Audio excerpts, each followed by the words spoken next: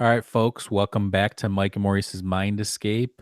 We have a continuation of episode number 65, Are We Alone in the Universe, Part 2, with Matt Tiller, who runs the Tiller for Real channel on YouTube. Check it out. What's going on?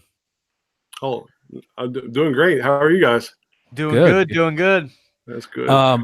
So this is part 2. On the first one, we got into some stuff like consciousness and different researchers who are looking into different aspects of the UFO, UAP, alien phenomena.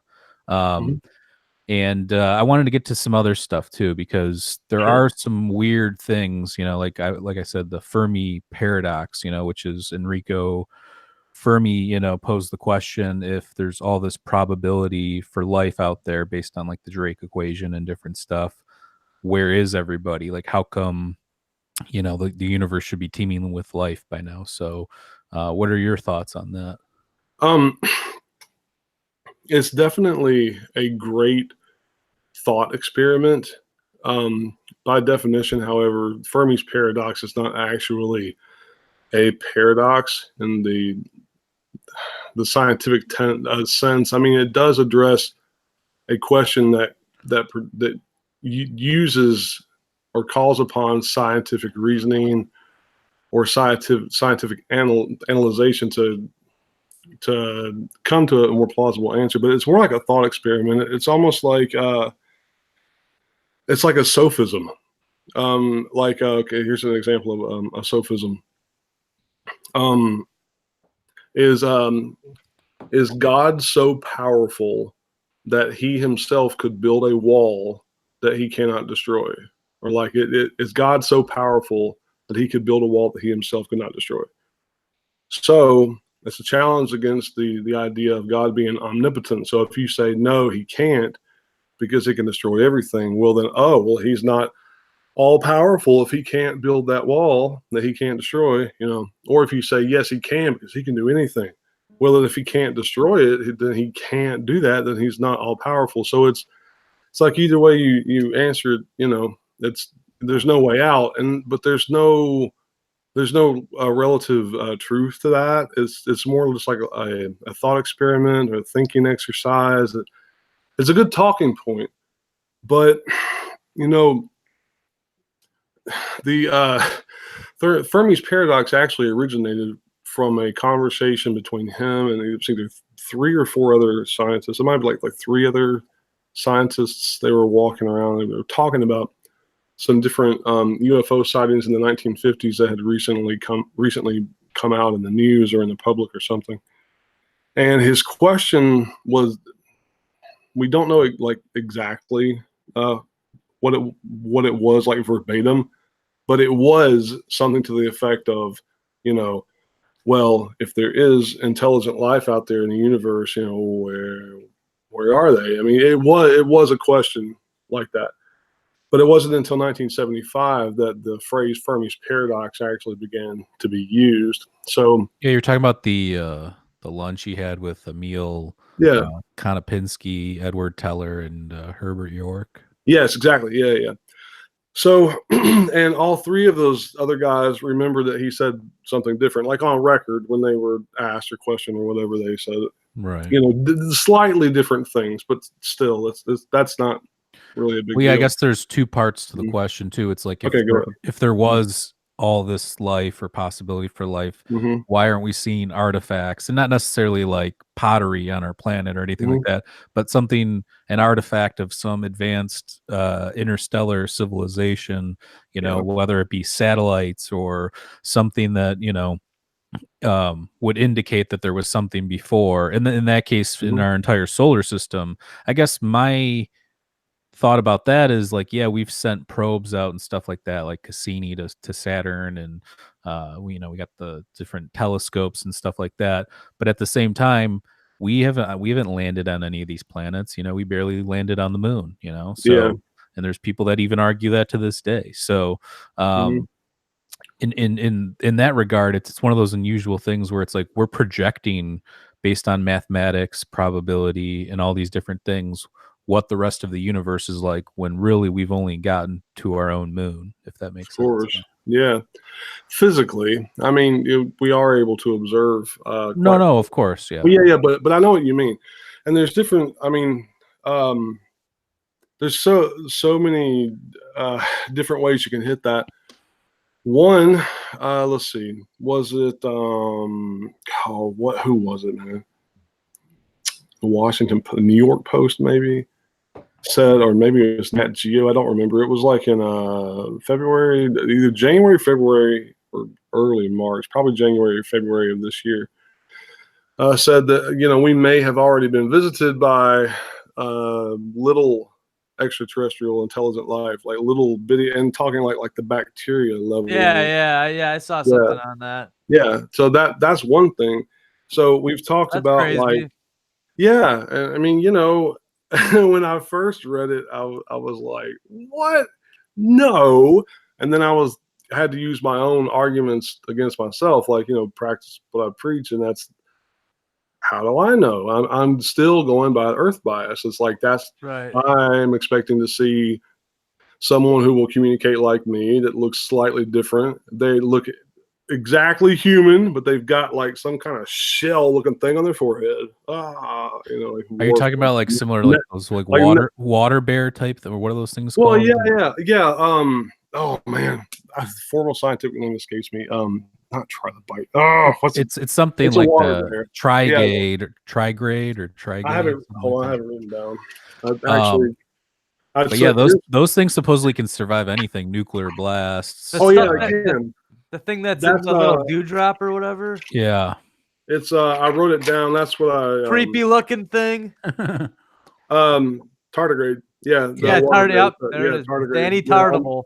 Almost impossible to kill. These are my notes from Neil deGrasse Tyson and also another conference I attended. Right. But yeah, this is my plug for the Rocket Book, reusable notebook. Oh, those look pretty cool. Yeah, whatever. I don't. Watch out. This guy's the official spokesman. That would be nice. Put the money right in the PayPal. Yeah. But back to Fermi's paradox. I mean, that's one way of looking at it. So like you've got microbial life. Then you could also have life that's incredibly big. If we're going to talk about time being relevant, I mean, maybe time passes by at a certain space, like a certain pace for us. But then you look at movies like Interstellar just to see like a visual illustration. And, the astronauts are down there for like a few hours or so, and they've got like an incident. The one astronaut gets killed by a tidal wave, and they get back, and what's it like 20 something years have passed by, and now the other astronaut who was waiting on board has got like gray hair and everything. I mean, yeah, it's insane. So we can also talk about fractional speed of light travel in a bit compared to faster than light travel, tachyons and quarks and things like that, and going forwards and backwards of time and the probable or theoretical logistics of how that might work. But for now, Fermi's paradox is cool. So, is it such the case that there is an intelligent life form here and it's moving so incredibly slowly we can't see it, like a sloth, and that's its defense or something? I don't know.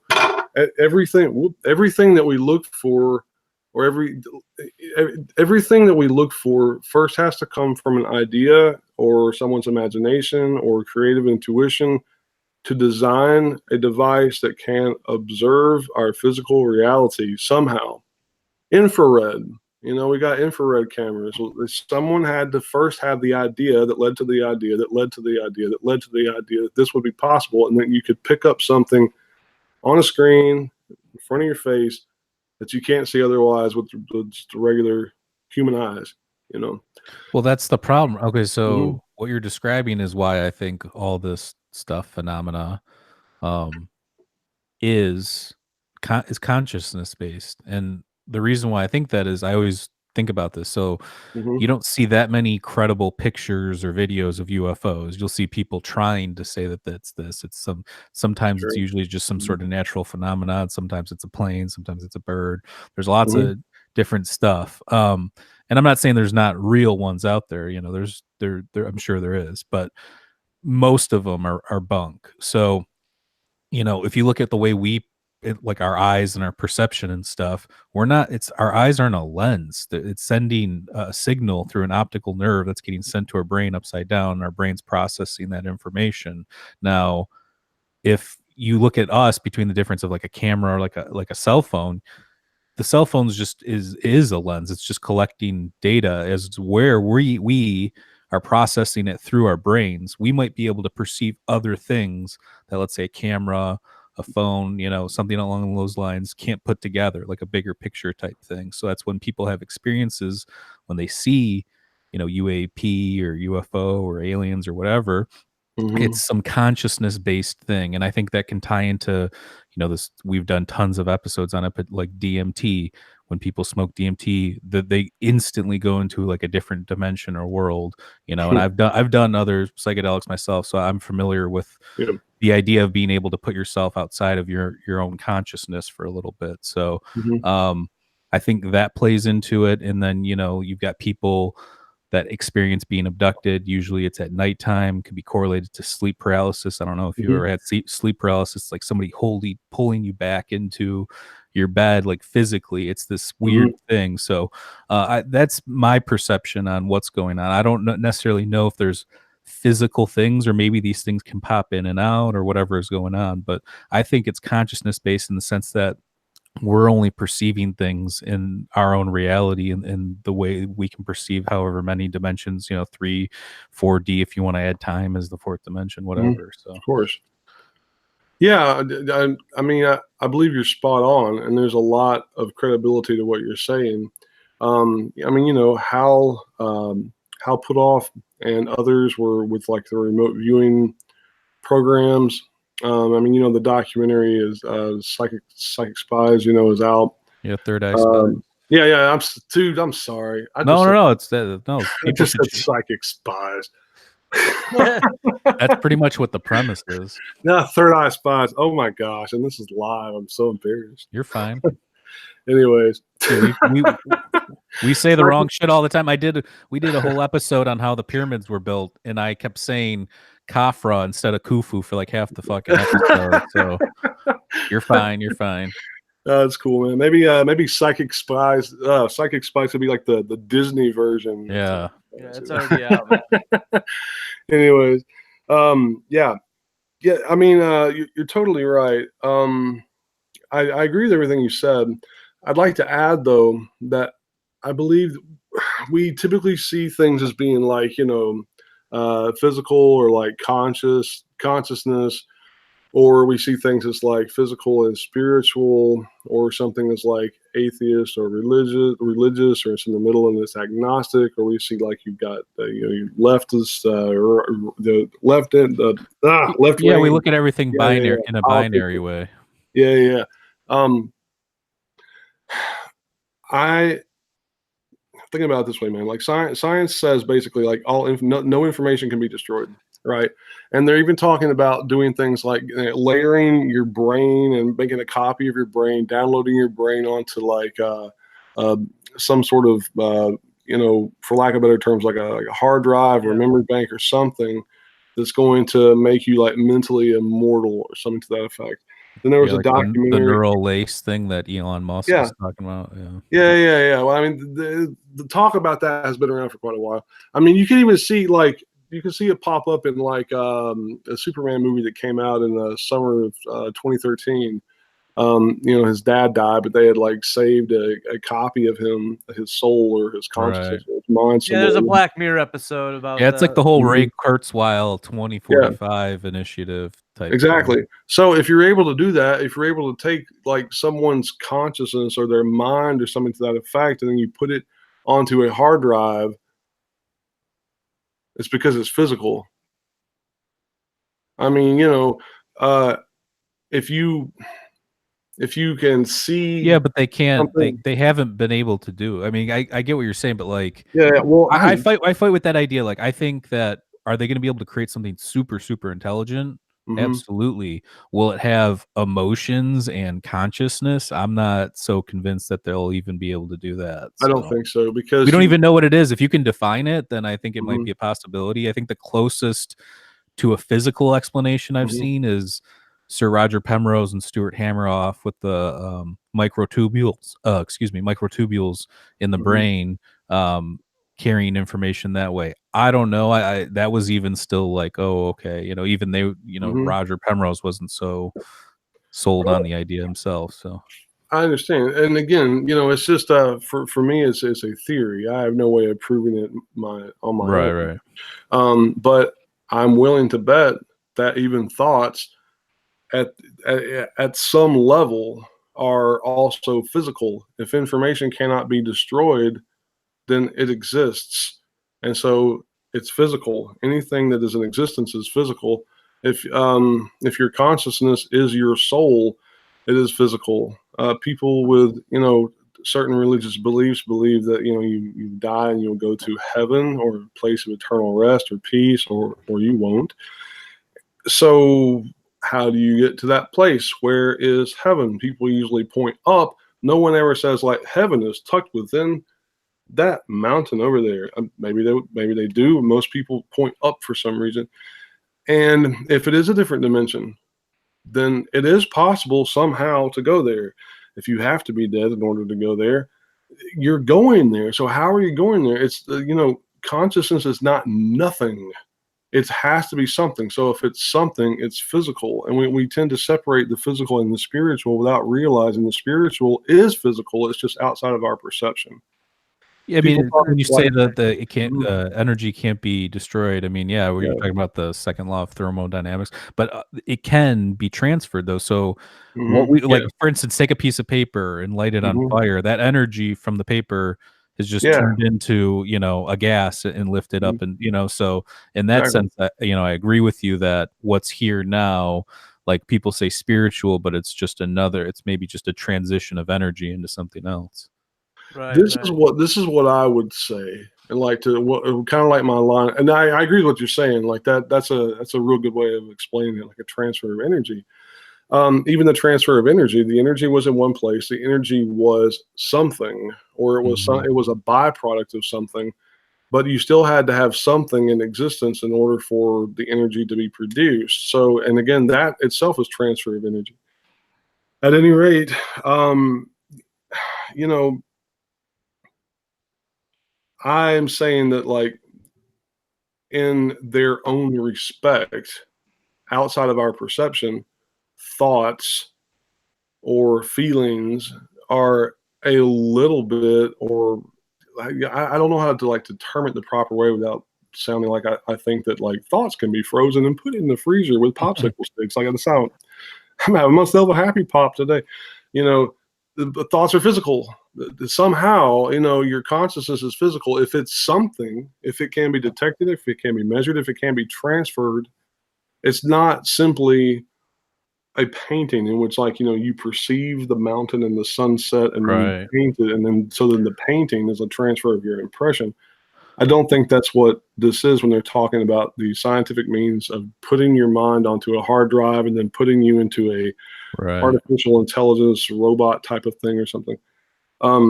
So another thing, they've proved telepathy with use of computers across countries. I believe it was like between India and France. Harvard University was involved. Correct me if I'm wrong. And they were transferring thoughts from one person to another. They were using like electrodes or some type of connectivity um, that was actually physically on their minds or their heads or something. But still, where did those thoughts come from? Nothing cannot stimulate an electrode. Something has to stimulate it. So then back to transfer of energy. Okay. What is hitting the electrode? If we say it's energy as a byproduct of what? And that would be the physicality of a thought. I mean, I think we're There, taking in yeah. waves. I think we're taking in waves and Mhm. putting waves out there. So I think when you say That's something, exactly what I was. Yeah, that's exactly where I was going. Vibes. They've also come out with studies that show you pick up on someone else's energy. There's just some people that kind of drag you down. Mhm. How are they dragging you down? How are they affecting you? If it's not something physical, so like the physical and the spiritual is really like it's the same thing. It's just the way we define it. We call it something different. Then for those people who are staunchly against the idea of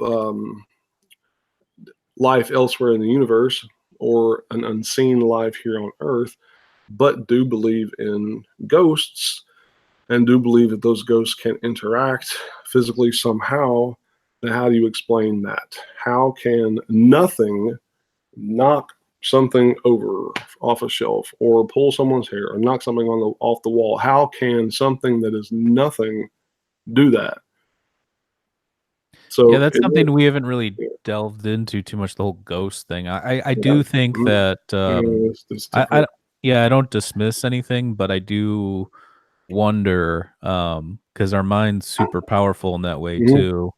Um, I think this whole thing's different than the alien thing. I mean, they might all be they're they all might be similar based on what we're talking about, transfer of energy, but in a way, Well, yeah, if it's um a different dimension, but yeah, here's they the could thing, like, definitely. have you ever done the thing when you were a kid where you turned off the lights in the basement and you're like, "Oh shit, I gotta run upstairs because it's fucking creepy down The here." What dragon's yeah. mouth. Yeah, Yeah. whatever, but I think we all do this thing where it's like even Mhm. sometimes if it's late at night and I turn the lights off, I just think like, what if I see this or this, so it's like there's Yeah. always this stuff in the back of our mind and our subconscious. Maybe it relates back to our Neanderthal caveman days where we always had to look over our shoulder because there was actual threats, that kind of a thing. But um Yeah, yeah, it's the other thing is I think about is this archetype, this like gray alien archetype thing, and I think Mhm. it's not just obviously. I think people have been seeing it for a long time. It's in cave paintings and stuff like that Mhm. too.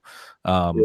so what is that? Is that some part of our subconscious? Is that something that is maybe that's our future? Like maybe if we start to interstellar travel, that we know that bone density and like our features start to alter a little bit based on the gravity and everything. There's different ways you can go with that too, and I'm gonna tie in the ghost thing with Okay. the gray alien thing.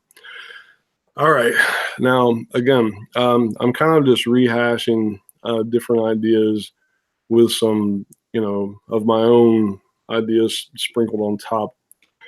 All right, it would not surprise me if we found out that all right, it it would not surprise me if we learned soon. I don't know how soon. It could be 1 to 20 years. I don't know. That the little gray guys are genetically, like purposefully manufactured or created or Yeah, we talked engineered. about this a little Okay, yeah, yeah. the That biological they're genetic like clones. androids type Mhm. thing. Yeah, Yeah. so that they're either like, they either operate on their own and they have consciousness somehow, or that they were a sentient being before, now they've transferred themselves, or that the sentient being is actually somewhere else in the universe, using consciousness, all the connectivity in the universe to like think or whatever. Some of which those types of technologies we are very slowly but starting to develop. So possibly that would be a thing.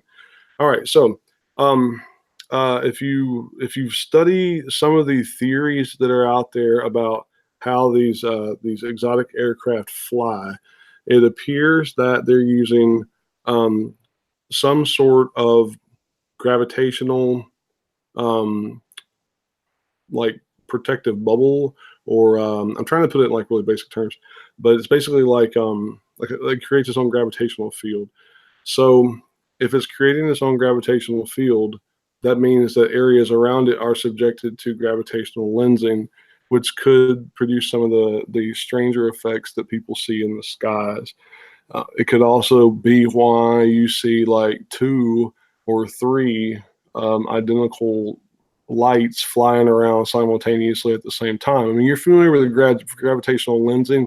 You ever see like that video, like a black hole that kind of like rolls across a galaxy and like it gets all Yeah. big in the middle of, yeah, the light bending yeah, yeah, around yeah. that's the Yeah. gravitational lensing. Yeah. So and there's also the red shift, red shift, blue shift, which is how they kind of proves that the Big Bang or multiple big bangs were going on. Okay, so that was Einstein's theory. It was proved correct. There was it happens during eclipses. That's the best time to see it. And when it's like you see a star in the sky, and then through the gravity, the gravity of the Earth and light bending and things like that, and the moon and the sun had stuff to do with it. I don't know all the logistic details. You're just talking about like general relativity, how Yeah. gravity pulls, Yeah. and then Yeah, you're seeing like the light reflect through it. Yeah, or like the star is here, and then when the lensing effect is going on, it's like over here. Okay. So because the light being pulled and bent, yeah. So, anyways, that's one thing. So we also suspect that by them being able to travel either through like wormhole technology or through extra dimensional stuff or through time or faster than light or fractional speed of light, however they're able to like travel through time and do things that we can't. It's almost like they're kicking up the space-time continuum, and that's kind of like my theory here. So there was a report, I believe it was from Italy. There's like a basement in a cathedral, right? Well, centuries ago, there was a road that ran right through where that church is. So there appeared some ghostly apparitions of Roman soldiers charging through the basement, but just their legs, because the road ran up. It's like they dug the basement out and excavated part of that road to make the basement of the cathedral. So then people who were up above the basement, like on like the main floor or whatever, what they saw were like the like the torso like and below. yeah, like the torso up, like above, the bust of all these Roman soldiers charging. So that to me seems like a repetition in time, or like an imprint in time. So maybe that could explain why at places like Skinwalker Ranch you have reports of like the dire wolf suddenly appearing. The dire wolf's been extinct for so long. That's like Rupert Sheldrake's theory of morphic resonance, that like things hold memory, like whether it be, oh yeah, matter or crystals, whatever. And that's kind of what we're talking about too, with like information can't be destroyed. If time, if like the theoretical quantum physics and quantum mechanics and these different types of theories that are out, I mean, there's string theory and there's people arguing against string theory, and there's like the multiverse and the multiverse theory. I like the multiverse theory. That's pretty cool. Just blah. Yeah, but I mean, all that stuff, isn't it based on the Calibu like the collapse manifold, which it's like it's theoretical. They can't really prove it. I think Well, no, of course not. There's so many things we can't prove right now. I'm just saying. I think that's why people are saying like string theory's dead or it's outdated or like because if you listen to like Sean Carroll or whoever is on the cutting edge of whatever nowadays, even though like Lawrence Krauss or all these people, they think that there's a lot more people getting into the whole. I mean, like Lawrence Krauss is all about the Big Bang and nothingness before, but when you're talking about like Sean Carroll and people that are projecting the multiverse theory, there's this whole thing that they're trying to push where it's like I don't know, I don't even know if they're trying to push it, but it's just this. It's basically what we know to this point. It's time for like a new shift in like where to go next, and even older people. I heard Roger Penrose talk about how we need new theories too, because there really hasn't been any serious new developments of late. So I totally agree. It is time for people to think outside the box. And one thing I think it's a common pitfall. People who have established a very solid career in anything, unfortunately, like, and I'm not trying to like call anyone out or talk ill of anybody. No, you're fine. We do it all the time. It's just cognitive bias. There's no way around it. It's our nature. Yeah. Well, do it up. I mean, you spend like, I mean, just I'm trying to sympathize. Like if I spend like 30 or 40 years in my career, and then some, recently graduated kid from college comes and tells me why I'm wrong, it's gonna really like tick me off, man. I mean, I'm gonna be like, who? Most scientists have huge egos, and they've never really you don't hear many professors going to do ayahuasca ceremonies to dissolve their ego, or at least take a look at themselves and understand my ego is getting the better of me here. Like, I think ego can be a good thing. I think it drives you to be great. It drives you to do great things. Yeah, it can. But if you feed it bullshit and think you're the best, or you don't have to listen to anybody else, Yeah, you're in a bad place. You know, I think totally. You know. So, you know, you've got someone challenging you, and essentially what you want to say is like, "Excuse me, sir, step in line." You know, do the work, put in the time, like I have, and it's almost like they've got their pride or you know their ego or their emotions tied into their work, which can't, you know, I'm not saying it's necessarily a bad thing, like you say, you know, ego can drive you if you use it the right way. True. But yeah, I mean, we shouldn't ever be so set in what we know that we can't consider something else. I mean, you know, I'll use myself as an example. Like, you know, I've read about the tiny microbial intelligent life that might have visited here. I laughed because I'm thinking like meet the Jetsons, you know, and like here comes this little like plankton bacteria guy, like, hey, hello, Matt, hey, you know. but that was like, well, you know, maybe we are the microbial life for somebody else. Maybe the majority of the universe is big giant people that we, yeah. Oh man, what was the movie? Was it Inner Space? No. Well, no, that's a good one too. The one, it might have been Fast Times at Ridgemont High. I don't remember, man. Oh, it was an 80s movie where like these high school kids end up like blazing with their teacher, or like maybe I think that's Animal House. Okay, yeah, that's it. Yeah, let's talk about the giant thumbnail and everything. Yeah, our entire universe could be like the crud under another giant, you know, creature's fingernail or something. And the professor's like, totally, or something. I don't remember. But I mean, great theme, great film. Yeah, I thought about that too. Like sometimes I'll be like going to wash my hands, and I'm thinking like, oh no, am I like destroying universes upon universes by washing my hands? And then what would happen if like all of a sudden like, oh, there's been detected a huge tsunami tidal wave and Dawn dish detergent coming our way, you know? Well, even think about inside your gut. Your gut controls even your thoughts. I mean, there's even some speculation that poor gut bacteria and poor gut health can lead to things like bipolar, schizophrenia, that kind of stuff. Because most people don't know most of our serotonin in our body is in our gut. So wow. Yeah, I mean, that's why they say, you know, like you know, you have another brain in your stomach or something along those lines. Like it's kind of true in that sense. So yeah, it's crazy. wild, man. I love these things though. I love branching out, and you know, when science really just gets so interesting like that, you know, right? It's cool. That's where I see all the you know, for lack of better words, the alien and UFO agenda. And well, hey, you know, I don't remember if this happened when we talked last week. Did the Navy revise its guidelines? Was that okay? last week? Or we didn't talk about that, but we should get to that.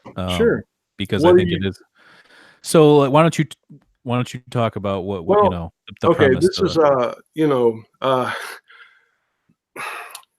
information happens like so fast these days. It's kind of hard to keep up sometimes.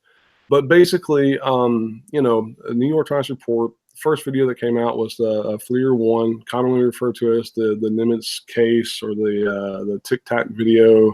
And it wasn't just that, but it was that in combination with a very exhaustive report done by a scientific group that was released in conjunction with like lots of other reports and cases that apparently are not going to be released to the public, according to the Navy, that pretty much, I mean, if it's not convincing for science, it convinced the Navy to revise their guidelines by which their personnel can make reports when they've seen an unidentified aircraft.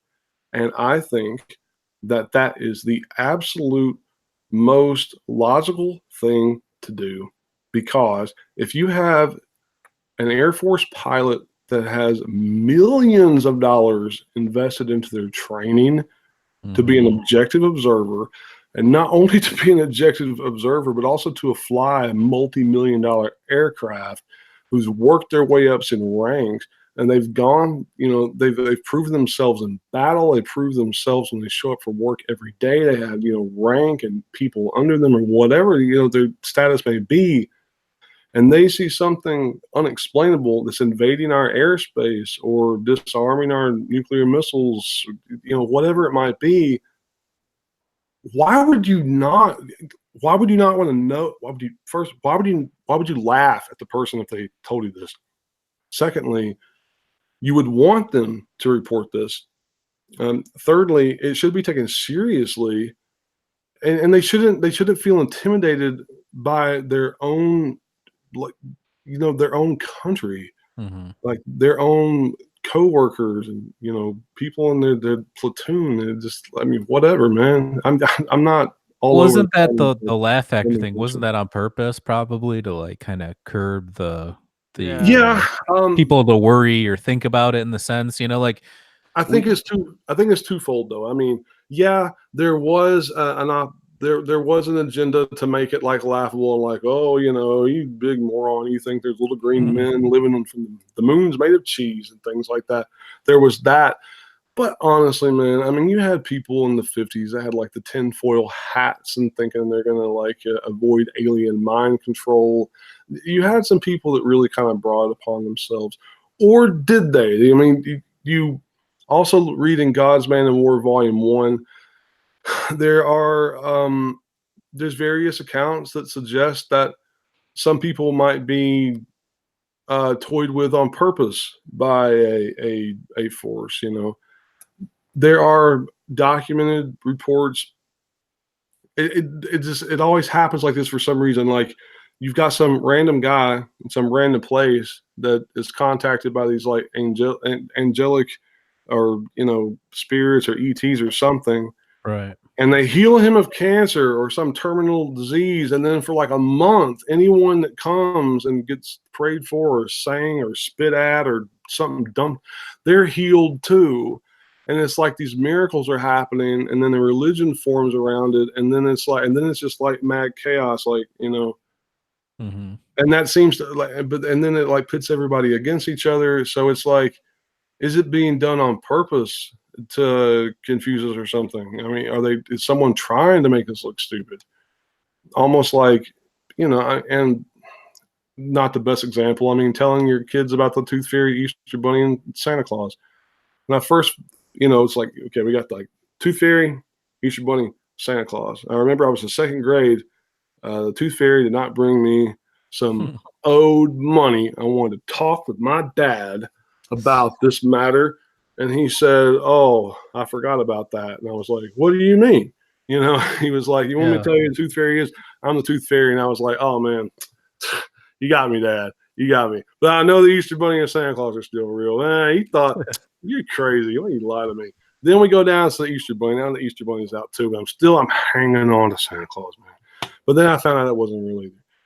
So is there a higher intelligence that purposely messes with us? I don't know, but I think we need to find out. There's something going on, man. There's something going on. It's just too. All this shit is just too weird. Just to wake up and keep doing this shit every day. It's just. And the other thing is look at what. And people can say evolution all they want. I believe in evolution, but there's a weird thing in the sense that we are so fucking different. We create things that create things that create things. We create things that destroy things. We create things that manipulate things. We create. We're this like creative force that's literally transforming an entire biome, animals can do it on maybe a smaller level. If there was enough of them producing enough methane, it might change the environment, stuff like that. But for the most part, we're the the hand moving the chess pieces pretty much, to the point where people now look at food as like, oh, it's just a given. People, don't even think about the fact that chicken's got to get killed or got to get its head cut off, or that cow's got to get killed or whatever. We're so separated from it. So we're this thing. So for me to think that this is all just some like mistake, I mean, I'm open to the idea, I guess, if it can be proven, but I don't know how that's going to improve the quality of anybody's life, in that regards. I mean, I just think that that's how most scientists look at the world. So they say that they're humanists or whatever, and that's fine. You know, do your thing. I love science, but when they have such a closed mind to anything else, and then they carry that like, oh well, it's just a gift, and it is a gift to be alive, and it is a gift to, but their mentality that we should just do the best for everybody else, like we're just like an ant in an ant colony, I don't, that doesn't resonate with me personally. But yeah, I mean, it is probable, and I think there are some comparisons you can glean from like the anthill thing. But no, I agree with you too. And maybe the ETs or the humanoids or whatever you want to call them, maybe the intelligence. I would like. I have begun to refer to them as the TAs instead of ETs. ETs are extraterrestrials. TA would be like a theoretical alien. We don't know. Theoretically, it seems like there is an intelligence behind these flying things in the sky. Theoretically, there is some sort of threat, whether it's intended or unintended. Theoretically, they come to bring peace and they want to teach us things and that. And theoretically, they don't want anything to do with us and they find us annoying. Theoretically, they have given up on us, or theoretically they created us. Theoretically, they can't even see us. Or I mean, there's just all these theories. So like the TAs, theoretical aliens, we don't know. It seems like they have enough intelligence to not harm us, and perhaps they have their own agenda. I think in our last interview, I might have mentioned like gardening and fire ants like biting my hands because yeah. So I had my agenda, they had their agenda, and our agendas crossed. I was destroying their colony, and they were biting my hand. So it's we kind of got in each other's ways. I have no idea what their agenda could be. But then again, as I said before, like how could we understand a TAI, a theoretical alien intelligence? I don't know. And I love thinking about those things. What would be important to them? Why would they be here? Just as I can't see the complexities of the tunnels inside an anthill, neither can I see the complexities of what it might be like to travel through the universe. Here's another thing. I ran across this today, and actually researching the Fermi Paradox, I ran across something similar, but then it sounded similar. When I read the explanation, it wasn't. I have a friend named Scott from Pennsylvania who made this documentary called Not Alone. Okay. Life Above. And what he does, man, I don't know if you can see, it looks like a jellyfish, but also kind of like a UFO. This is pretty sweet. Yeah, man. I got actually, this is a copy for a friend. I have my copy's opened and downstairs. Yeah. Yeah. Anyways, check this out, man. Okay, what do you see under the ocean? Right, you see like jellyfish, you see plankton, you see things that light up and blink, and they travel in like schools or groups and things. They mimic each other and do these things. Literally, like what was it, like 2016? We found like unknown species of there's a jellyfish yeah, that lives forever. Actually, it keeps regenerating. Exactly. Yeah, there's that. There was also in the Mariana Trench, they found a jellyfish that looks like it's been photoshopped, but it hasn't. That might be the one you're referring to. They also found something they call a mushroom, but they said that there's nothing on Earth that's like it. It's like a brand new species of like, we don't know what it is. They call it a mushroom, but it's not a mushroom. So I guess it's not a human either, but then again, I don't know. So then with there's full phylums of animals that, like I was saying last time, there's all these microscopic living organisms we haven't even classified yet. We only know a certain very small percent. Yeah. In regards to the animals and stuff. Yeah. Oh, that's true. Yeah. One of the most unexplored places on Earth is the ocean. Yeah. So here's his theory, and this is from Glow Films. You can go to glowfilms.com and watch the trailer as well. The sky is alive, just as the ocean is alive. And I was like, So on your own time, check out the trailer. It's interesting. Friend of mine, yeah. Anyways, I mean, I've seen the whole jellyfish thing's interesting. I do think that if I'm being real, I've had a psychedelic experiment where for hours all I could see was jellyfish floating in my closed eye Yeah. world, to the point where I just sat there and marveled in it because there was nothing else to do. So back to the consciousness thing, I think that Sure. there Yeah. is something to this whole connection with, whether maybe, psychedelics or people that meditate heavily or however you're getting into an altered state of consciousness near death, Mhm. whatever it is, Yeah. maybe you're tapping into these higher dimensions or some sort of physical plane we just can't see because of our perception and like maybe our mind has this pareidolia built in where we're just used to connecting these certain dots when we can't Mhm. even see the other dots, so Yeah. No, yeah, there's truth to that, yes. So there's, studies that replicate it. I mean, I've had isolated experiences where like, precognition and premonition or, like a high sense of intuition to where it's, mhm. someone might think like, "Oh, you're reading my mind," but for me, it's like, it's just a really, so it's like intuition. I mean, it's almost like if you've ever been around little kids, you can tell when they're lying. I mean, they can't cover it up. It's like Right. their body language is like, "Did you steal a cookie?" And they're like, "No," and they look where the cookie is. It's like you Yeah, just, like a dog. yeah, yeah, yeah. It's kind of like that. It's like just something that seems kind of obvious. An idea will pop into my head, and someone's like, "How did you know that?" I'll be like, "This seemed like a logical answer."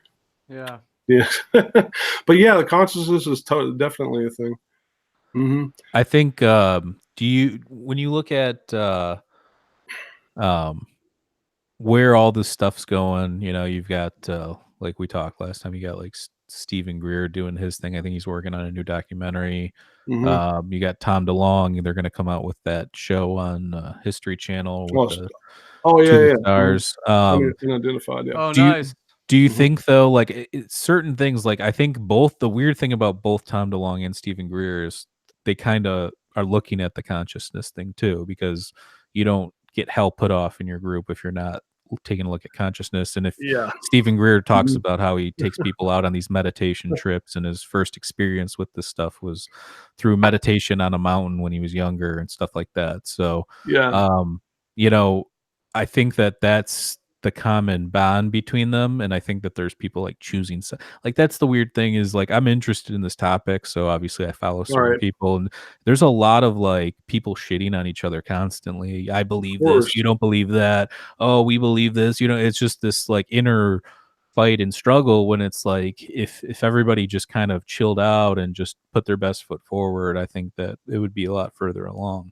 That's true. Um, what what about the consciousness interests you the most?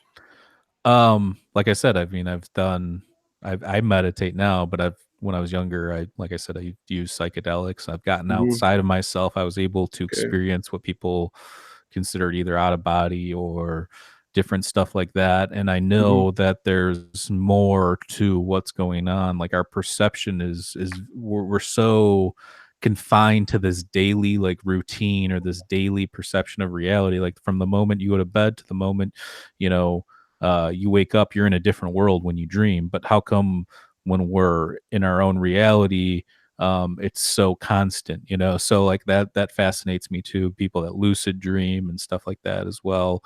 Yeah. I think for us though on the show, the DMT or dimethyltryptamine is probably the most interesting thing to me because it's in like 90% of things, whether it be plants and animals mammals that we know of. It's in, Mhm. Human pro- beings. produced in our bodies and our lungs and our livers, Yeah. and they haven't been able to test it, but maybe our brains too. um, we know they're in rat brains, and if you look at rats, you were talking about telepathy earlier.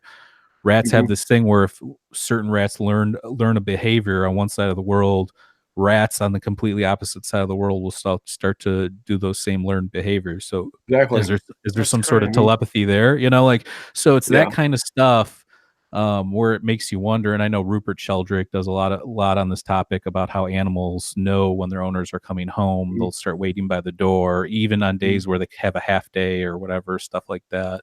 Yeah. So there's a lot of people, not a lot of people, there's some people looking into this, but it's still considered very woo woo, very fringe. Mhm. So that's Well, why I think it's important. You get, like I said, you got your Stephen Greer, mhm. your Tom DeLonge. These people are Yeah. associated with higher level people, so they bring Mhm. some level of credibility. So how do you think that connects, or in Well, I what think if major we're way? looking at it wrong, you want to travel the stars. Mhm. I don't think you do it in a spaceship. I think you do Mhm. Right. it in your You gotta mind. manipulate. So, oh, that's true. Yeah, I like that. I think they're talking about Dr. Rick Strassman, works with this guy Andrew Gallimore. They're working on this experiment to put somebody into a intravenous DMT trip for like an hour, which is crazy because you only usually last 15 minutes, and it's the most insane thing ever. So to create this device that would keep dripping it, allowing you to experience this for longer periods of time, might unfold the mystery, whether it's in our subconscious and their archetypes, because people see these entities when they're in there. There's some people that see aliens, some people see their family members, some people see Yeah. love beings, some people see these geometric love Yeah. beings, and all this stuff. So to be in that world for that long Mhm. You would better be write a book and come well, back I with. mean, I don't even know if anybody's you'd have to be super mentally stable and even then have experience with this stuff already. Mhm. But yeah, I mean, that's the thing about psychedelics. There's Yeah. Yeah. if you're prone to any sort of like Mhm. schizophrenia or Yeah. bipolar, you definitely shouldn't be doing them. But if you're familiar with the substance and it could be an interesting thing. So, but yeah, I guess that's my interest with it, is just that I Mhm. meditate and stuff, and I go Mhm. places when I meditate. I don't know if they're real Yeah. places. It could be a construct in my mind, but I like to think that there's this other energy out there that you're tapping into. So, There is. What do you want to know, or how could what question could I potentially answer for you about that? I'll do do my you best.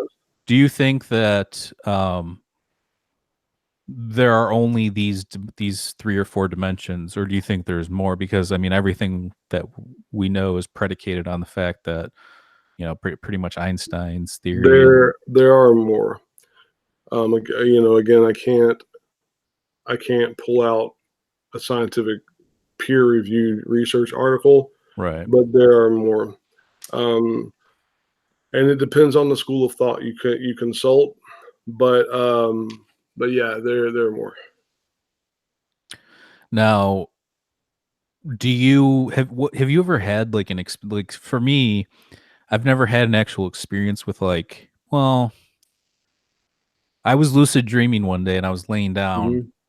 and I was like laying in the desert, just like laying in the desert. And I don't know if it was like Utah. I looked out somewhere out west where they have those like flat top, mountains and stuff like Hmm. that. It was Arizona, man. Maybe. So I'm laying in the desert and I look up to my left and there's just like one of those classic, s- circular disc, hovering, and I could like feel the energy from it. So like it wasn't really a dream because I had woken up and gone back to sleep. That's how I knew it was a Hmm. lucid dream, because you just Yeah. jump right back in like nothing. Yeah. So that's the only real. I've never seen like an alien. I've never seen like Hmm. any physical UFO like out in that I know of. We go up North Michigan, you can see all the stars. I'm pretty Yeah. sure I'm just seeing satellites, but Hmm. um, stuff like that. So have you ever experienced anything that you can't explain? Because I mean, I think a lot of people like to say that they have, but I think if you get down to it, it's a little bit more complicated, whether it involves sleep paralysis or Hmm. dreaming or psychedelics or whatever. Yes, I have. So was that where were you like awake, conscious, Yeah. it was okay. Both. I'll share a couple of things. Um, Yeah, the so whatever you want. You don't have to get Yeah, too yeah. crazy, but whatever, No, no, Share of some course. tidbits, though. I'm very yeah. intrigued. Okay, yeah. I've most recently I had a dream that I was inside a church that was undergoing a really big renovation project, and everything looked really white because there was a lot of light coming into the church. And I dreamed that they were putting up like plaster in places, which made it look, even more like just white. And they were removing pieces of the wall, pieces of the windows. It was really big. And this church looked familiar, but it looked like it was being modernized in some ways. And so I was like, is this a church that's trying to, just come on, yay, and all like contemporary or something? So I asked just in my dream, what church is this? And they said this is Notre Dame du Paris, which is the Notre Dame of Paris, the church. And 2 days later, it caught on fire. Wow. And now they are doing renovation. And see, the thing is, man, like, I can't prove that. I can't prove to anyone I had a dream. That's impossible. Right. I had a good conversation. Did you write it down or anything? No, see, and that's the thing. But I had a really good conversation with a friend this week about the fact it's impossible to prove to someone you had a dream. I mean, at least right now it is. Who knows? Maybe in the future with, thoughts being physical, maybe we will be able to prove it. People should start I mean, if you imprinted it electronically, you could prove I had this thought here now, Well, another thing that happened, and I actually did message a friend about this, but then now I can't, find that message. It was a text, and it probably got deleted. Right.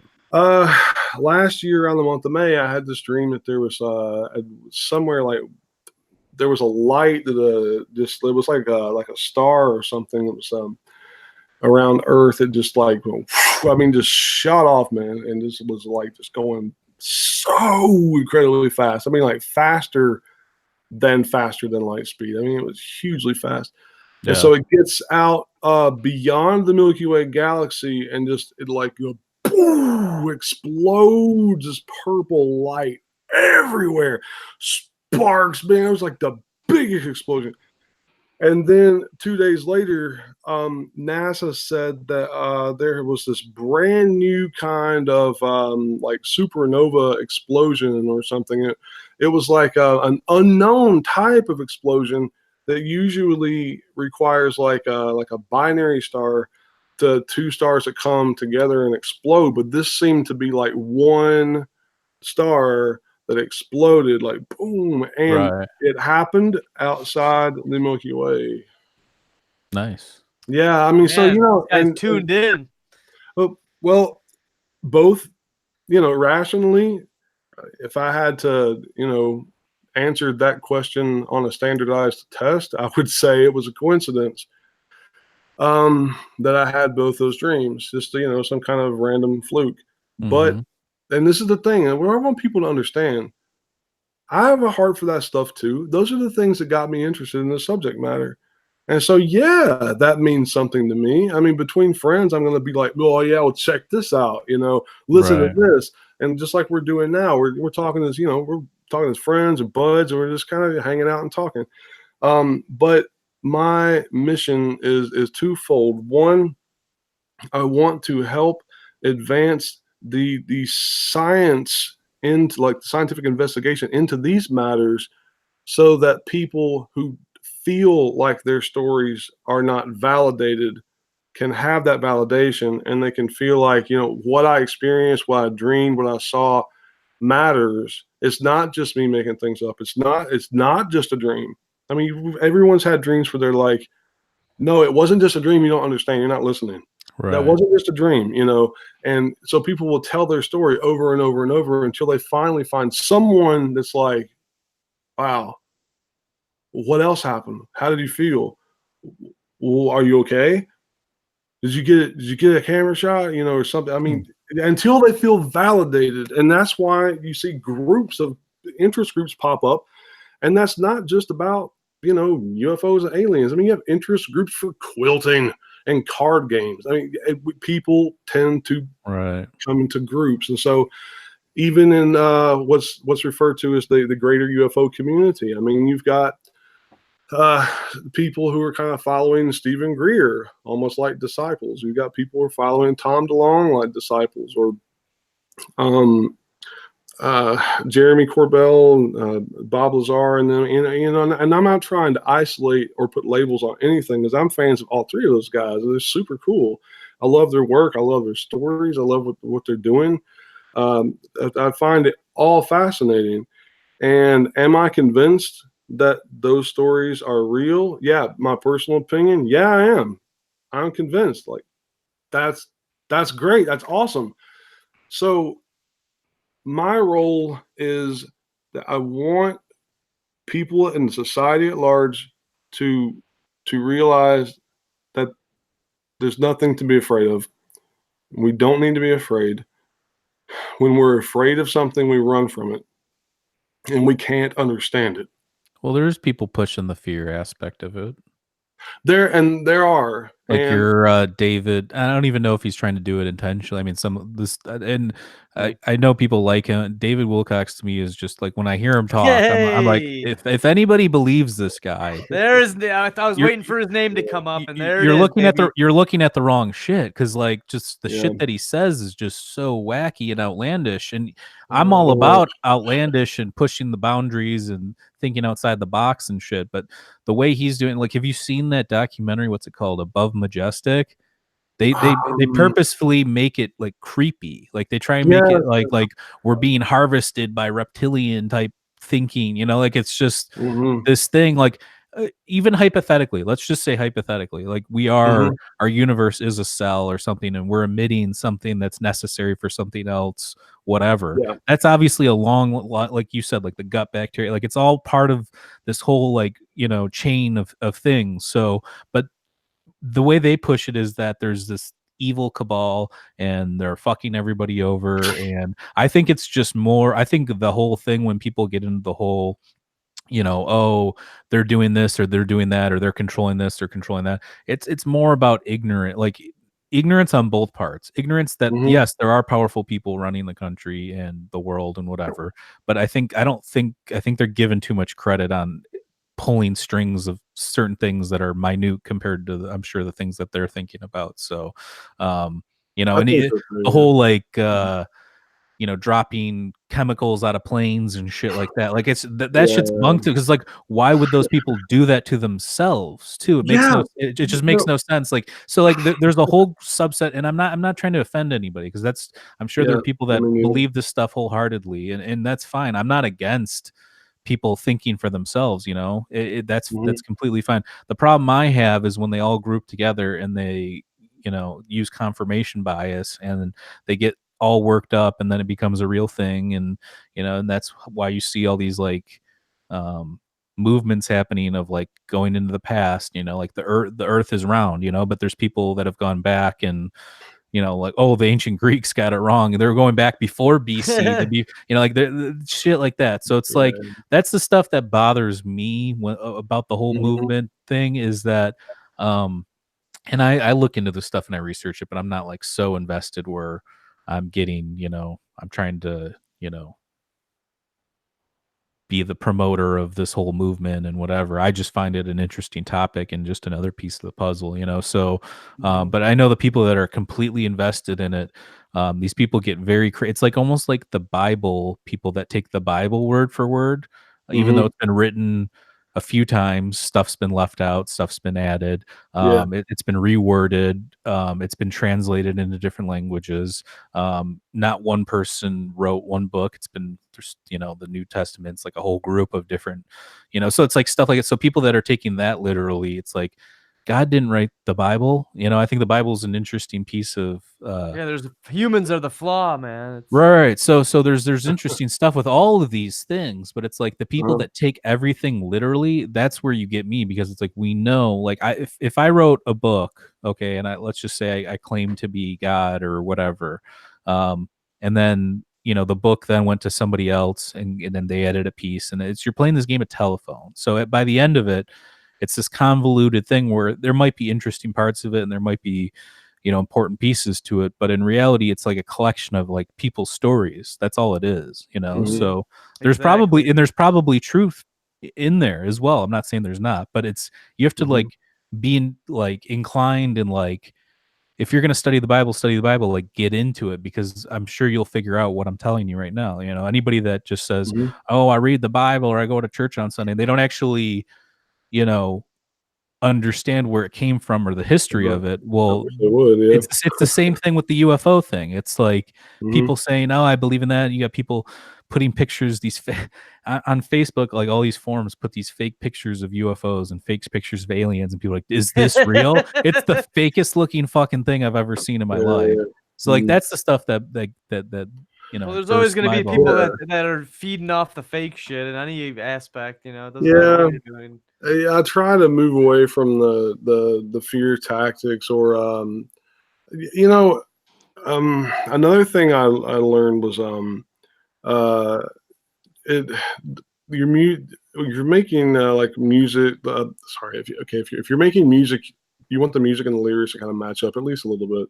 Right. When you're doing video and movies, you want to make the music match up the content too. I mean, if you are talking about something serious like childhood cancer, you don't want like the entertainer vaudeville piano playing in the background. I mean, that would be disrespectful. Baby elephant walk. Nah.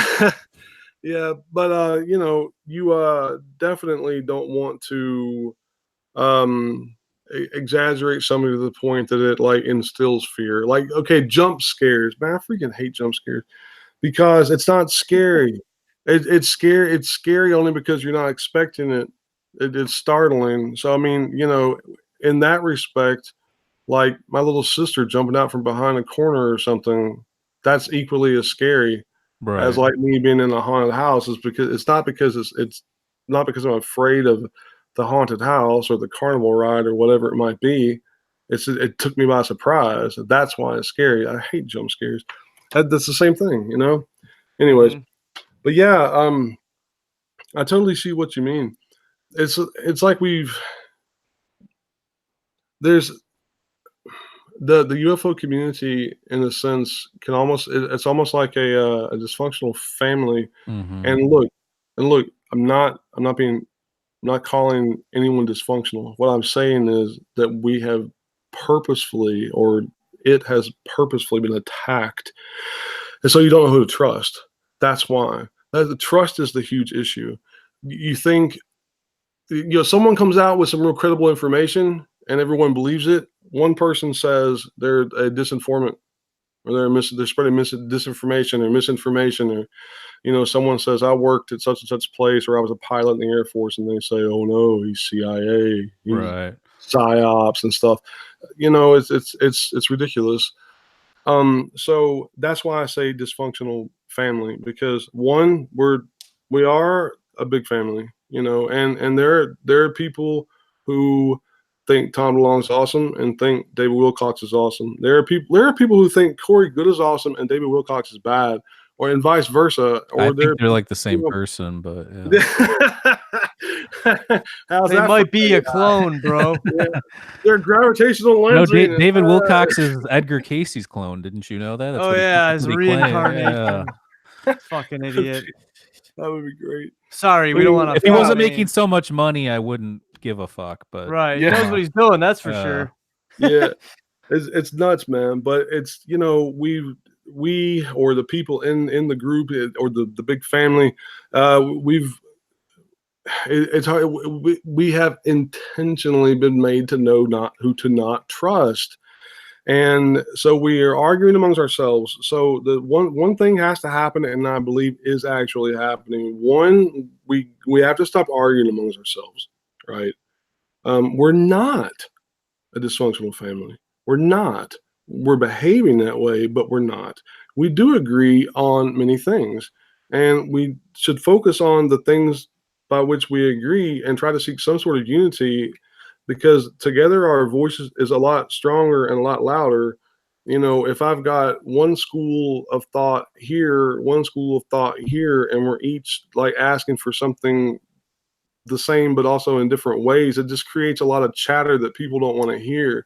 But if we can decide, what's most important, what we should do, what we should publicly ask the scientific community or mainstream society to just consider or think about or ponder or invest time or money or resources. I mean, whatever it's going to take, I don't know. No, you're right. I mean, that's why this is important, like us having this conversation, because I don't think there's enough like intellectual, not that we're so intelligent, but just there's not enough like Mhm. science-based conversations happening around this. I don't think. I mean, even though there's more and more now, but I don't Mhm. think that there's enough of it out there. And I think that's why you see these snake oils, snake oil salesmen and that kind of stuff, Mhm. because there's this like window where it's like I can get into this and do this, and there are people that are a little bit more gullible than other people, and that. True. But Yep. it's like I'm not perfect either, but I at least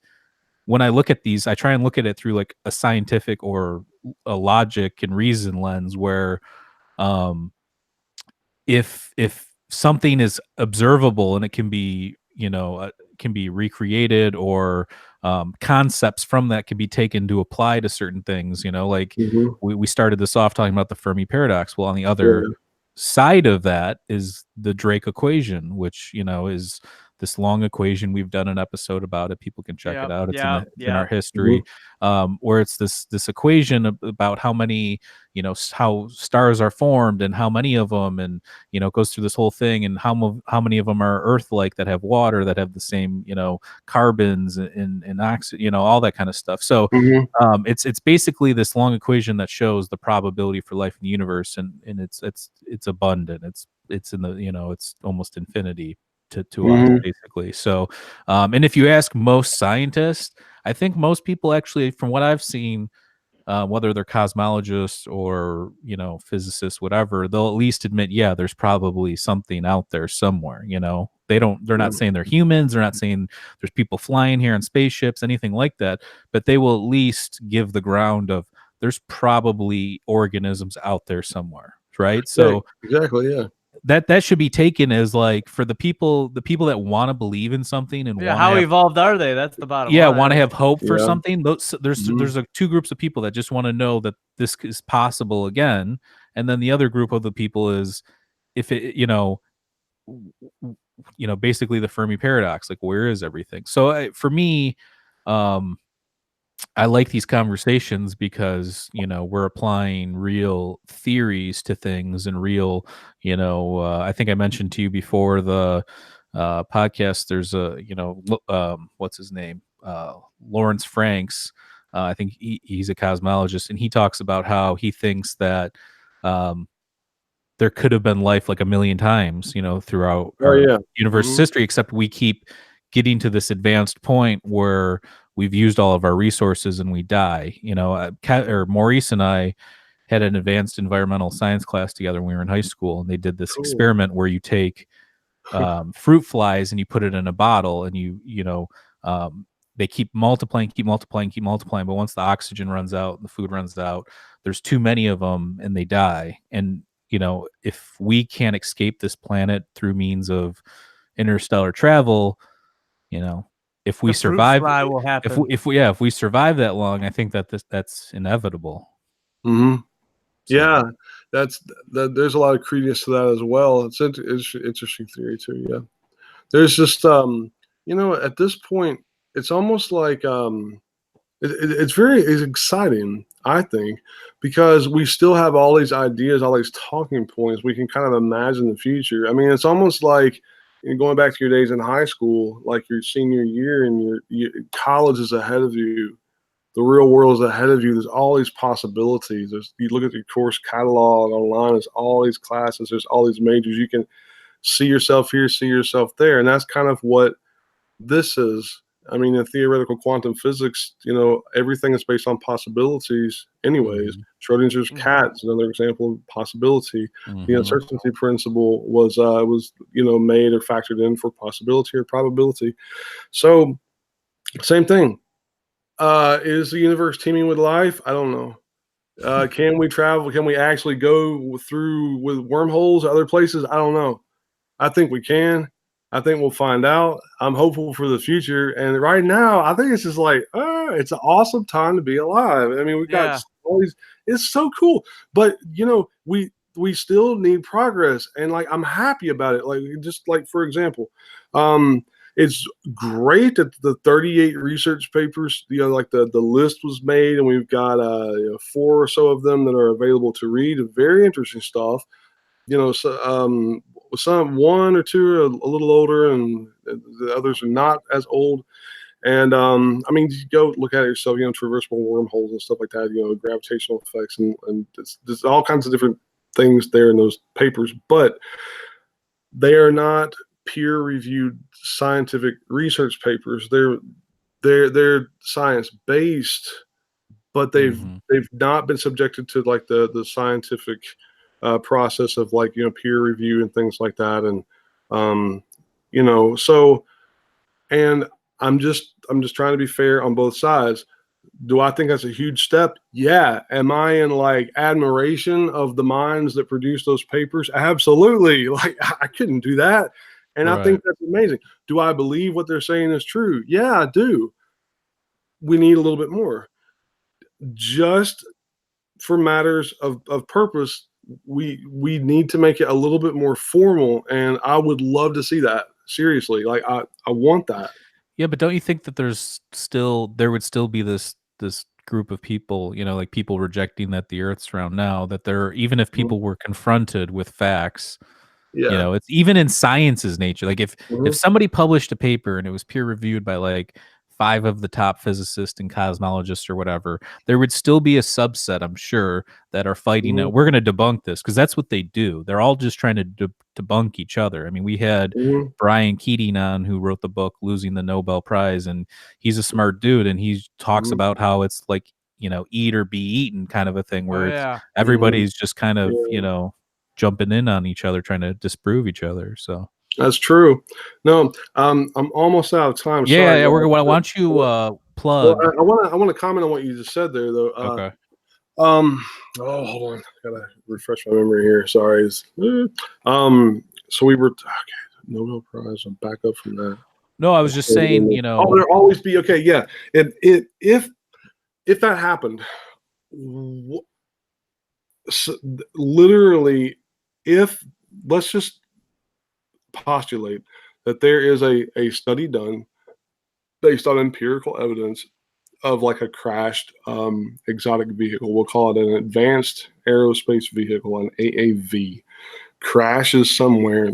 We get it. We know it's not from it's not in the inventory of any of other country on Earth. It came from space or near space or whatever. And it's proven that this whole phenomenon is true. It's now an identified phenomenon. We know what it is, and there's a paper or many papers, and there's evidence, and they've been peer reviewed, and they've been replicated, and like all these things. And there are still people who won't believe it. They are the new April Fools. And this is when the calendar changed, and people wanted to stick to the old New Year's Day and the old traditions and celebrate like April the 1st as being the first day of the new year. But in actuality, according to the new calendar and the new times, it was January 1st. And so people would play pranks on the April Fools, also called El Día de los Inocentes in Spanish. And in French, I think it's the same thing, like Innocence Day or something to that effect. Or maybe it is the April Idiots or something. I don't remember what it is in French. At any rate, that's what would happen. So you would have the top-rated, high-end subatomic physicists who would become April Fools. So I mean that's we'll see. Only time can tell. But it's always fringe until it's fact. So yeah, there it is. Lou wrote an article about that on in Medium. He said, it's all science is paranormal until it isn't. There you go. So boom. That's where you're staying, guys. Well, it was awesome. On that. Yeah, it was awesome having you on. Do you want to plug? I mean, obviously we plugged your. My friend, glowfilms.com, Scott, really super cool guy. I have another friend. He's got a book out. Her name's Jan Landsberg's at UFOs Unmasked. You can check that out. I myself am working on a collaborative effort with a credible individual. I'm not going to say who it is right now, on a book. It'd be like a collaborative effort, which will address consciousness. Cool. So yeah, I think you'll really. She is a lot more knowledgeable about that than I am, and she's got all his credentials, man. You'll really be impressed. And I'm formally talking with one group about doing a documentary of a case that just did not receive adequate attention. It did get some, but it was mischaracterized. And then there's informal talk of something more science-based that would also be a type of documentary. So Cool. I definitely have my work cut out for me. And I love it. It's great. It's a great time to be alive, man. Yeah. Yeah. Check out his YouTube channel at Tiller for Riller. For your UAP, UFO type news and updates and stuff. And thanks for coming on. Hopefully something happens soon and we can get you back on here and discuss. Breaking I would love live. Yeah. Thanks, guys. I feel like I've had these like sunspots coming through my curtains here that have Oh, you're like good. I look like I'm, having a spiritual moment here with these lights appearing on my face. I've been trying to avoid it the whole time. I apologize. We'd hit I'm the telling top. you, man. We'd hit the algorithm. If you get sucked up out of that window, Yeah. we're hitting the algorithm. So. Both our channels are going hot. Hey guys, thank you so much. I really appreciate Thanks it. I for love coming the show. on, bro. And yeah, thanks for having me. Yeah, I we love appreciate these conversations. So yeah, we'll have Me you back too. on. But it. Yeah, I love talking with you guys. It's great. sweet, man. Well, you have a good day. All right, you too. Thanks, guys. Cheers. See you. All right, bye.